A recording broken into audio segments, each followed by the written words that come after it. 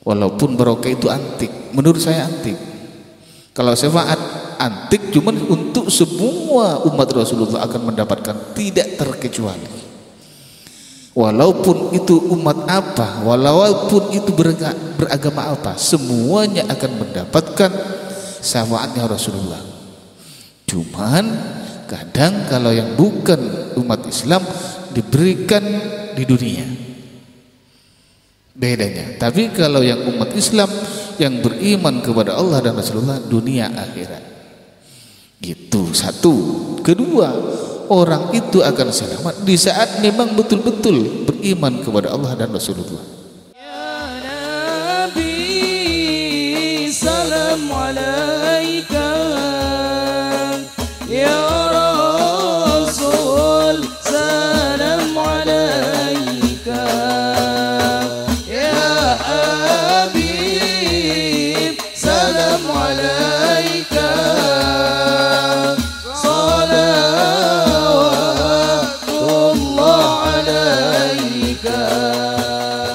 Alhamdulillah, saya himbau kepada semua jemaah, di saat kita berzikir, ingatlah bahwa besok kita akan mati. Ini penting. Kenapa? Karena zaman sudah akhir. Bagi saya zaman itu sudah akhir. Entah bagi jemaah saya, mungkin ingin hidup 100 tahun atau 1000 tahun lagi. Tapi yang saya rasakan zaman akhir. Ini saya apa adanya, Pak. Jadi saya himbau kepada semua jamaah yang hadir malam hari ini, berzikirlah kepada Allah seperti kita mau mati hari esok.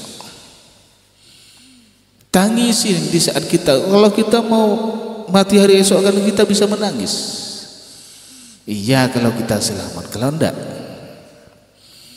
Cuman yang susah jadi kiai. Saya bilang tadi di atas mobil, kenapa orang Blitar masih ketemu saya? Wong di sini juga banyak kiai. Seandainya orang Blitar ini punya kiai dan bisa berkiblat pada kiai itu, mungkin beban saya itu lebih enak, Pak. Kenapa? Saya tahu tentang amanah dan Allah perlihatkan, dan Allah dan Rasulullah perlihatkan kepada saya. Ini amanahmu, ini tanggung jawabmu. Saya udah tahu itu. Makanya saya di atas mobil tadi bicara tentang itu, karena tentang amanah. Sedangkan amanah yang saya sampaikan tidak mungkin semua jemaah saya itu mengerti dan mengikuti apa yang diinginkan saya, apa yang diinginkan oleh Rasulullah, apalagi oleh Allah itu sendiri. Berat kan jadi kiai. Sedangkan saya pernah 3 malam di ujang Rasulullah. Di ujang apa? Masalah surga, Pak. Saya itu menangis bukan di depan Rasulullah. Setelah selesai itu saya menangis. Yang pantas jemaah saya ini di mana? Yang pantas. Sedangkan surga pertama saja Allah ditempati oleh orang yang ahli sholat dan ahli sedekah. Sementara jemaah saya sholatnya kalau lulus zuhur dan asar, maghrib dan isya kumpul. Isya dan maghrib itu lulus, subuh hilang. Makanya saya himbau aja, semoga kita jadi orang yang diselamatkan oleh Allah.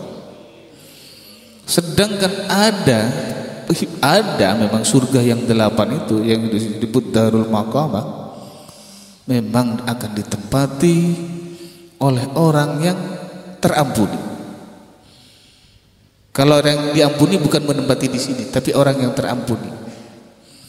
Berarti terampuninya seseorang masuk pada surga itu berarti karena ada orang yang mengampuni, ada orang yang diampuni oleh Allah. Berarti ini pertolongan karena syafaat Rasulullah. Ya kalau nyampe di situ, kalau enggak, kalau syafaat Rasulullah nanti akan mengambil pada diri kita sementara kita harus masuk neraka. Ini kan terampuni setelah kejadian musibah kan. Kita itu akan selamat, tapi kejadian musibah dulu. Setelah tabrakan ada yang nolong, kan mendingan ditolong seseorang sebelum tabrakan. Makanya saya mohon kepada semua jamaah, menangislah kepada Allah, berzikirlah kepada Allah seolah-olah kita mau mati hari esok. Kalau kita sebelum terjadi sesuatu ada yang nolong, mungkin tidak bisa mendekat kepada pintu yang tidak kita harapkan. Kalau tidak, karena yang akan mampu cuman syafaat Rasulullah dan barokah yang memang dari syafaat itu sendiri. Tidak semungkin semua orang itu mendapatkan barokah. Walaupun barokah itu antik, menurut saya antik. Kalau syafaat antik cuman untuk semua umat Rasulullah akan mendapatkan, tidak terkecuali. Walaupun itu umat apa, walaupun itu beragama apa, semuanya akan mendapatkan syafaatnya Rasulullah. Cuman kadang kalau yang bukan umat Islam diberikan di dunia, bedanya. Tapi kalau yang umat Islam yang beriman kepada Allah dan Rasulullah, dunia akhirat. Gitu, satu. Kedua, orang itu akan selamat di saat memang betul-betul beriman kepada Allah dan Rasulullah. Ini bedanya. Setelah itu ada barokah. Barokah itu ada dua juga. Satu fid dunya, kedua fid dunya wal akhirah. Dan betul-betul barokah itu sebetulnya yang saya dapat adalah orang yang mendapatkan perintah khusus, amanah khusus dari Rasulullah. Cuman ini kan tidak semuanya akan diberi perintah, karena sangat sulit. Mungkin karena kemujuran, sangat sulit untuk mendapatkan pembaiatan dari Rasulullah, dan setelah itu diperintah oleh Rasulullah. Seperti saya sendiri, setelah selesai saya dimi'at 7 kali, saya diperintahkan oleh Rasulullah untuk mengimankan. Ini bukan untuk melancarkan Islam, saya mengimankan, meyakinkan umat Islam agar selalu beriman, bertawakal kepada Allah lahir dan batin. Seandainya saya mampu membawa jemaah yang sekian ratus ini, kalian bisa tawakal dan takwa lahir batin kepada Allah. Ulaika humul mufsidun fahuwa, nah, dan nikah hadiahnya salatun apa? Jannatun na'im. Apa? Tapi kalau beriman, tapi kan sulit. Saya ini sebagai kiainya sampean, saya ada yang dikejar. Setelah Rasulullah menjelaskan tentang juga, saya mengejar. Saya mengejar sesuatu, semoga sesuatu Allah berikan. Saya butuh tempat surga yang paling bagus, semoga Allah berikan. Saya itu butuh surga maqamul amin, yang Rasulullah tidak disebutkan diciptakan dari apa, cuman dikasih tahu bahwa yang menempati orang itu adalah orang yang bajunya dari sutra. Bidadarinya kalau melihat lampu padam, pembandingannya seperti itu. Saya pinginnya di sana. Kalau tidak sama sekali kan sama-sama tidak di sana nanti. Saya bingung sebetulnya, amanah ini kok berat. Sampai saya mengeluh tadi, karena Madura Blitar ini bukan dekat Pak, jauh. Saya merasakan jauh. Entah kalau jemaah saya ketemu saya di Madura kok tiap minggu tidak merasa jauh, padahal saya sendiri sangat merasa jauh. 2 tahun tidak ke sini, ternyata jauhnya dirasa. Saya tidak tahu apa yang saya harus katakan. Kalau saya hadir di sini, jemaah Blitar tidak hadir siapapun, saya tidak bisa berkata-kata lagi. Saya tidak mampu mengucapkan apa lagi. Jangan menyalahkan saya, jangan menyalahkan Rasulullah, apalagi Allah sendiri. Kalau sampean tidak tertolong di yaumil akhir, bukan salahnya saya. Saya hadir ke sini nih capek Pak, sangat capek. Dan memeras tenaga dan membawa amanah, satu karena amanah, bukan karena keinginan, tapi karena amanah untuk disampaikan, untuk berzikir bersama-sama. Kalau ingin ketemu jemaah, ngapain saya ke Blitar? Di rumah aja jemaah saya rebutan. Tapi karena amanah untuk berkumpul di tempat yang memang sudah ditunjuk oleh Allah untuk bersama-sama menghadapkan diri kita semua kepada Allah. Kita harus manfaatkan betul-betul bahwa kita punya pandangan, punya pikiran, punya perasaan, kita akan mati hari esok. Kalau sampean tidak bisa memanfaatkan waktu ini, sampean ini rugi besar. Kalau kita sholat, kita bagikan, ini kan kata Rasulullah sudah. Kalau kita ibadah, ingatlah bahwa kita akan mati hari esok. Kalau dunia saya tidak mau nyebut karena sampean gila semua sama dunia soalnya. Makanya saya yang bahas akhirat aja. Karena untuk mencapai akhir itu sangat berat, sangat berat. Walaupun ada barokah, tapi di yaumil akhir sampean masih merasakan hisab dan mizan. Saya kira sampean semua masih tersiksa. Di yaumil hisab aja, di hari penghitungan berapa puluh tahun. Lalu hari mizan, hari timbangan berapa puluh tahun. Walaupun kita semua adalah orang baik, tapi menunggu orang yang dihisab, kan berarti kita sudah tersiksa. Kalau memang sampean ingin selamat dari itu, saya himbau kepada semuanya,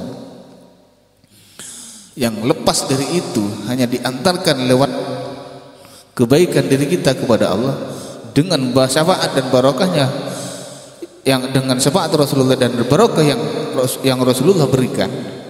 Kita itu kan yang saya cari ini, kalian untuk sampai tidak akan dihisab, masuk seperti kilat. Dan ini diberi kemampuan yang seperti ini adalah ala walinya Allah yang diberi tugas oleh Rasulullah untuk mengimankan orang Islam. Ini yang disebut mukmin, bisa membawa orang lain, bisa menyelamatkan orang lain. Cuman itu belum tentu saya, Pak.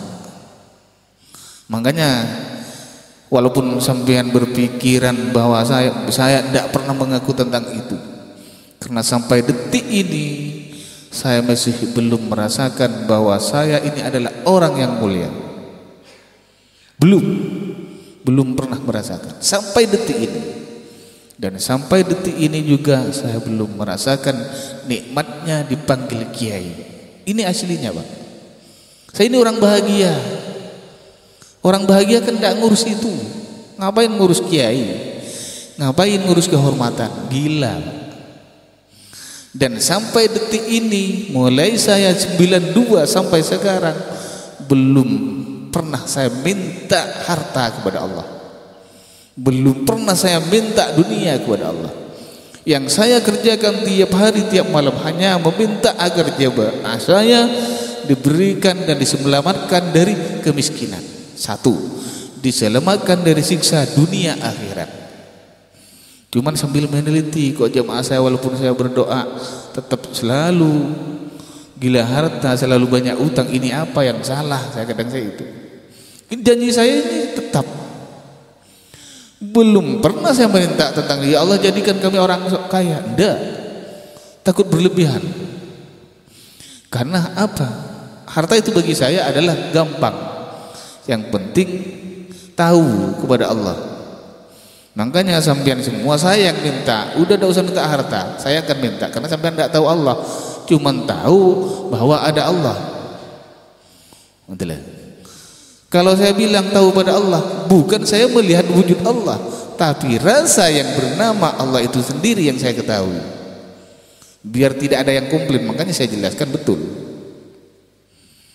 Hanya orang yang seperti itu nanti yang bisa nyaman. Makanya kadang orang ngurus wali, udah tidak usah ngurus wali, tidak usah ngurus kiai. Untuk apa kita jadi orang wali? Kalau kata orang, wong wali itu bukan kata orang. Layak riful wali ilal wali, itu bukan tidak akan tahu saat orang wali kalau bukan orang wali juga, bukan seperti itu. Kalau saya yang menafsirkan bukan seperti itu. Tidak akan tahu orang wali itu kecuali memang orang itu yang diwalikan oleh Allah. Maksudkan bukan ada pengumuman kamu wali, bukan. Tapi hanya orang yang diberi kenyamanan, keindahan dunia dan akhirat, dan orang tidak pernah merasa sedih dan tidak pernah merasakan. Itu yang tahu, orang lain tidak tahu. Siapa wong itu rasa? Masa ada orang tahu sama rasa seperti itu? Tidak ada yang tahu. Ini pengertian hakikatnya seperti itu. Lalu ada bilang Maufur itu wali katanya. Yang bilang saya, kan berarti saya tahu apa yang dirasakan Maufur. Tidak ada yang tahu, hanya Allah rasa itu. Makanya jangan salah menafsirkan, jangan ikut-ikutan. Orang wali itu adalah orang yang memang merasakan sendiri tentang sebuah kenikmatan. Jadi ayat di dalam Al-Quran itu bukan walinya yang Allah suruh kenali, tapi di belakang ayat itu la khaufun alaihim wa la hum yahzanun, itu yang harus dirasakan. Baru kamu tanpa minta wali itu terjadi. Itu lambang sebetulnya. Cari sampean orang yang seperti itu, karena orang seperti itu saya yakin mutlak dunia akhirat akan menyelamatkan.